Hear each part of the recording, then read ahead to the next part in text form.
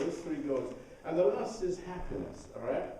This is one that kind of blows people away because very, very rarely does anybody ever ask you, hey, are you happy? Are you happy? Are you happy? Are you happy? When was the last time somebody actually asked you, are you happy?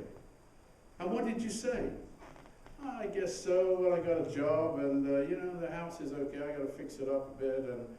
But yeah, I guess I am, you know, and my birthday's coming soon, so that'll be fun, you know. It's fun, isn't it? It's always sort of some distracting thing. But we never actually ask ourselves, are we happy? And just as a note, there's a beautiful video on Netflix called Happiness, I think, Happiness or Happy. And it talks about all of these various people who had all these different experiences, from very poor to very rich, and who have found through their process of life what happiness means to them. Actually, I highly recommend you check it out, because when you see it, you'll begin to realize that there is something other than achieving, there's something other than getting out there and getting the job. There is being happy.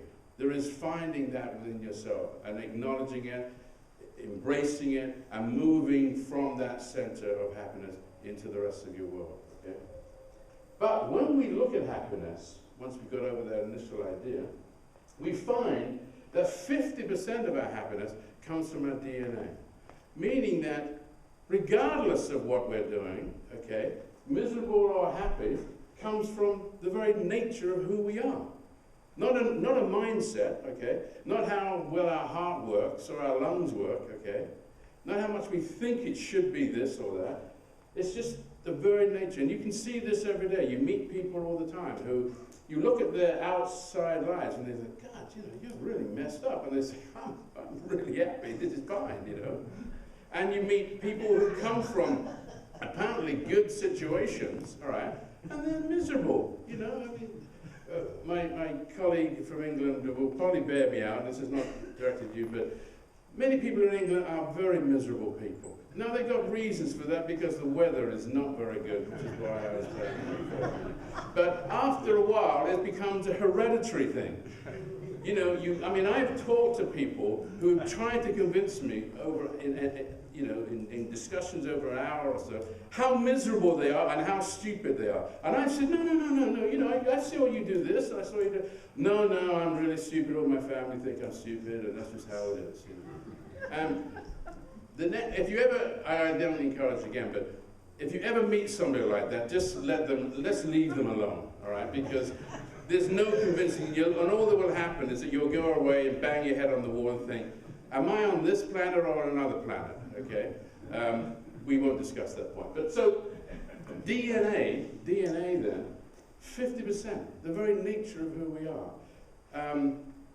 Sometimes we go through a lot of ups and downs and problems and depressions or whatever, and then sometimes we recognize that thing inside of us of where we were when we were young. And most of the time when we're young, we are happy. It's when we start adapting as a young adult to the images and the positions, situations that society and our families and our peers place on us. But if we actually can reconnect with that initial point, then we can realize that what our level of happiness is. And a lot of it does just come down to just the basic nature of who you are. The second part is intention. This is probably the most underestimated.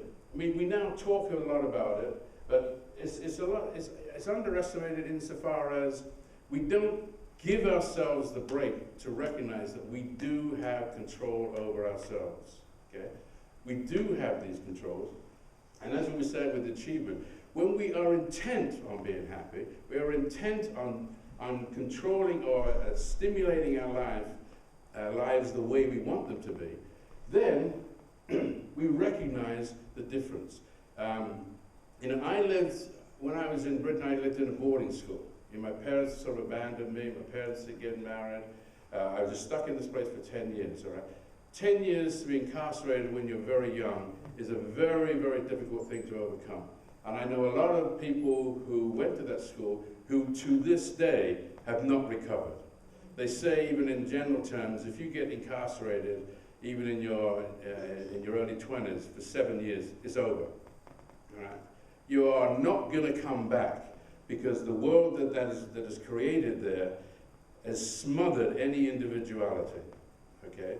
I was in boarding school for 10 years, and finally they kind of let me out, and I immediately escaped the country. I went traveling all over the place, and the process of putting myself in all these situations somehow shook a lot of that sort of lethargy and that sort of enslavement, if you will, out of me. And it's still an ongoing process, as they say, the more you learn about yourself, the more you realize you don't know, so you've got to keep moving.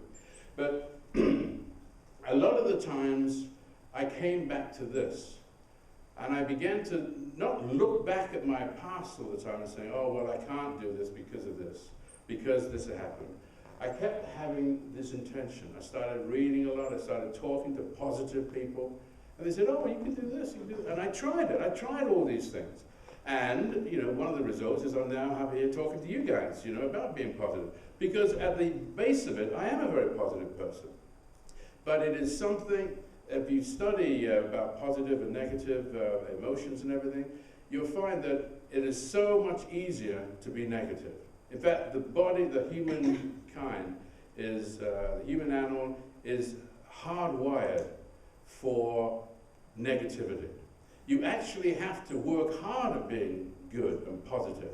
It's not something that comes naturally. We always tend to assume that it will because, well, it's good, isn't it? I mean, why should good be hard to get? Yes? We just naturally assume that. But I can tell you, and I think if you analyze your own lives, you'll realize that it isn't. You have to really work at being good. Not good in the sense of, you know, I'm better than, but being positive, okay? Which is why it's always good to have affirmations first thing in the morning before the dread of the world forces itself on you. Intentions then take up 40% of our determination to be happy. And only the last part, our status, money, family, luck, competition, which tends to consume us, certainly from an early age, and we kind of get into the habit of it, okay? They teach us to compete against each other. And then when we're in our 30s and 40s, we're in the habit of it. You know, we don't stop and think, oh, I won't do that, because that's the habit we've developed. But we can see that it only actually accounts for 10%. And we know that by looking into the papers every day. There are people who have 10 times more money than we're ever going to have, and they are not happy about it, okay? They likewise don't ask that question, okay? All right, so on to